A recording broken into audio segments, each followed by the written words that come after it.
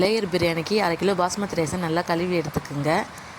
கொஞ்சமாக எண்ணெய் விட்டுக்குங்க. 1 ஸ்பூன் கல் உப்பு போட்டுக்குங்க. பட்டை, கிராம்பு, ஏலக்காய், சோம்பு இதெல்லாம் போட்டுக்குங்க. 2 பெரிய வெங்காயத்தை நல்லா ஃப்ரை பண்ணி எடுத்துக்குங்க. ஒரு பாத்திரத்தில் எண்ணெய் ஊற்றி ஸ்பைசஸ் 4 வெங்காயம், 2 ஸ்பூன் இஞ்சி பூண்டு பேஸ்ட்டு நல்லா பச்சை ஸ்மெல் போக வதக்கிக்குங்க. தக்காளி, 2 பச்சை மிளகாய், புதினா, கொத்தமல்லி நல்லா வதக்கிக்குங்க. மல்லித்தூள், சில்லித்தூள், கொரியாண்டர் பவுடர், கரம் மசாலா, மல்லித்தூள் எல்லாமே போட்டுக்குங்க. தயிர் 2 ஸ்பூன் அளவு, லெமன் சாறு, சிக்கன் தண்ணி ஊற்றி வேக வச்சுக்கோங்க. சாப்பாடு ரெடி, சிக்கன் தொக்கும் ரெடி. புதினா, கொத்தமல்லி, லெமன் தோல், நெய், வறுத்து வச்ச ஆனியன். ஒரு பாத்திரத்தில் எண்ணெய் விட்டு நல்லா அப்ளை பண்ணிக்கோங்க.